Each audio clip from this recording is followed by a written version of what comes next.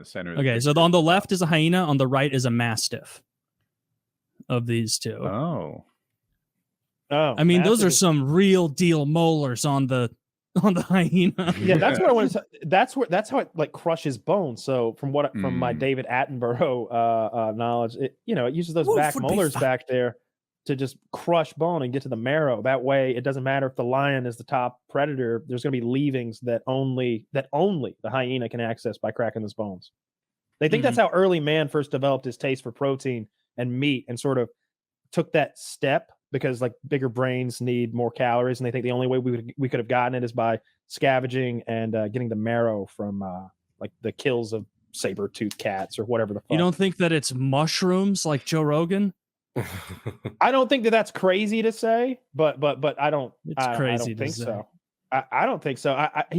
I saw a short of Joe Rogan today, and I guess the guys who originally discovered and deciphered the Dead Sea Scrolls, the only one on that team that was not like religious, said that it was a complete misunderstanding, the whole Judeo-Christian religion, that the Jews were trying to hide their practices from the Romans, so they hid what the religion was actually about in a bunch of like fairy tales and nonsense.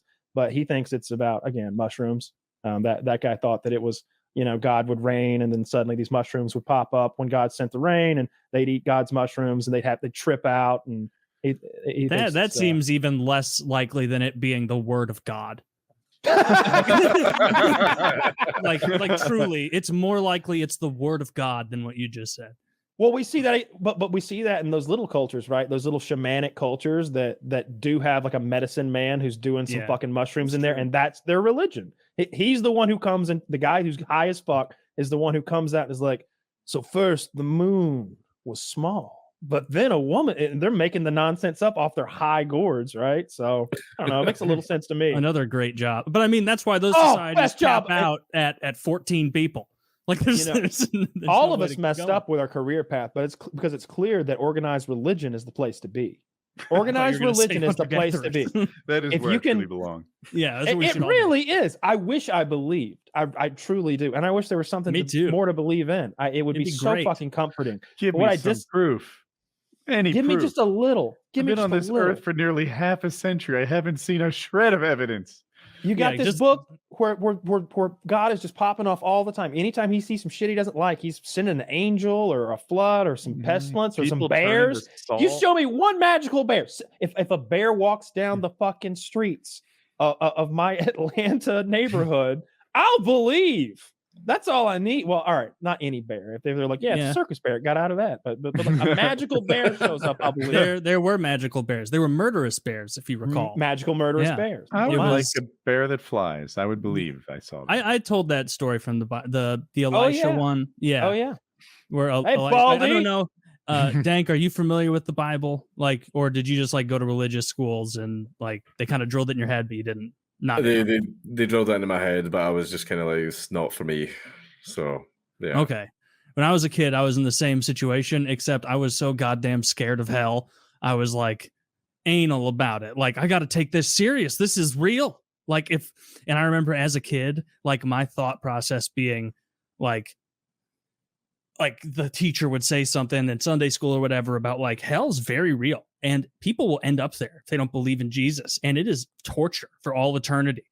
Now let's talk about Job, or let's talk about Jonah and the whale. And I remember like all the other kids, like the teachers, the parents, they just kind of move on. And I would be like the one person who like was treating it like it was truly real in my head, where I'm like, guys, we can't be talking about Jonah. Hell is coming imminently. We need to be prepared for this. We need to be going for the big fish first, guys. And over getting older, I was like, damn, if a lot of these people really believed this, they would have been acting like I was as a kid. Like, God, hell is there. It's imminent. We need to, everything we do needs to be fixated on not ending up in hell. What could matter in this material plane? There are people like that. There are people, but the people who told when me, you see them, when we see the people who believe, we stop and go, oh, that's not a real Christian. When you see a real Christian, the rest of them in the room are like, oh, he's not one of us.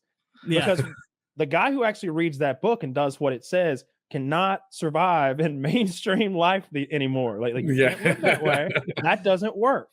Yeah. See, one of the things that I do videos on like Celtic myths and stuff like that because a lot of them are like dying out and a lot of people don't know about it. But there was one story where it's like Celtic myths are things like the Kelpies, which are magical horses that could walk on water, and there's also things like the Nuckalave, where it's like this half man, half horse that had like a breath that would just rain pestilence down and all that. But then there was another story I read, and it's called the Gilly Doo.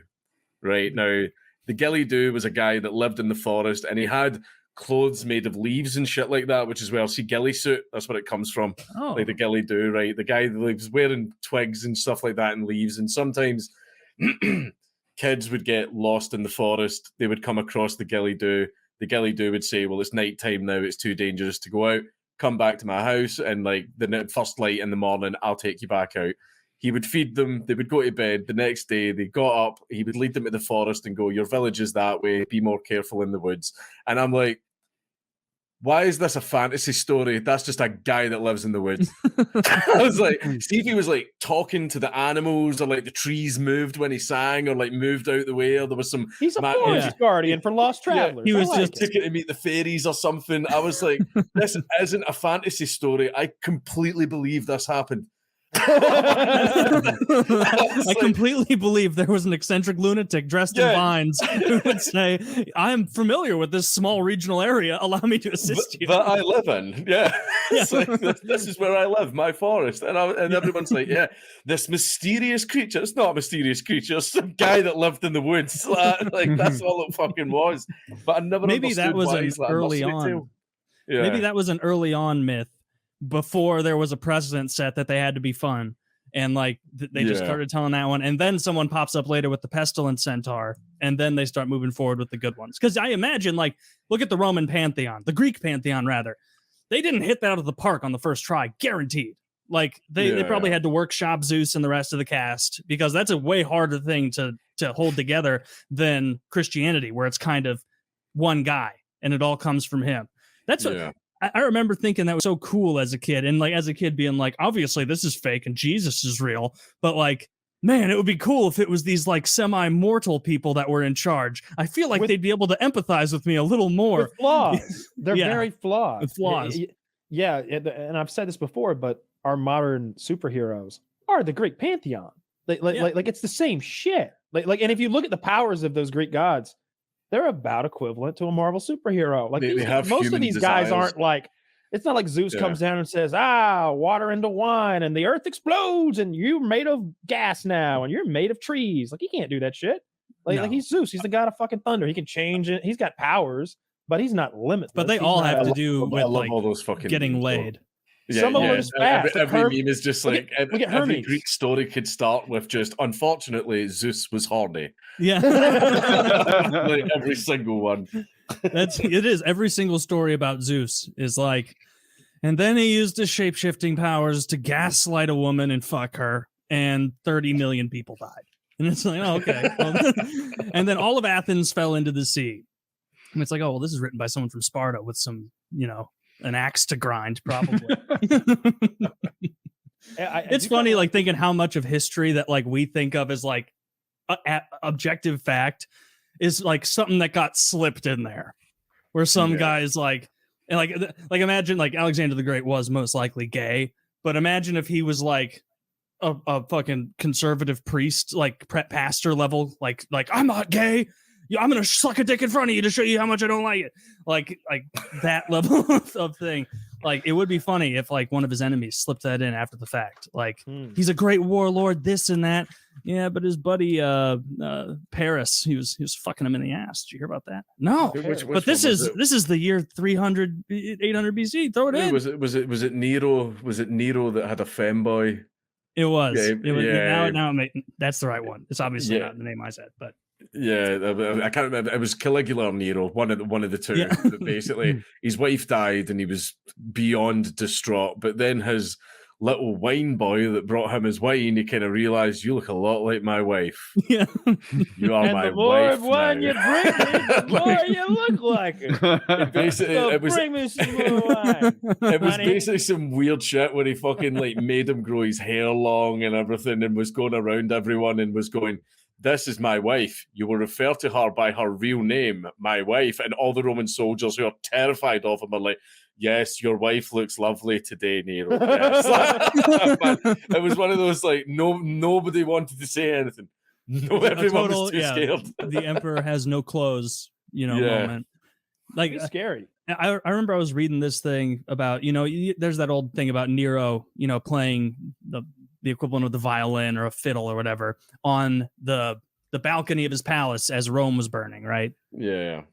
And I was reading this, and this was a while ago. It was some guy who was clearly obsessed with all these emperors, and he's like, little known fact, that's actually false. He wasn't playing the violin while Rome was burning. This is used to malign Nero's character.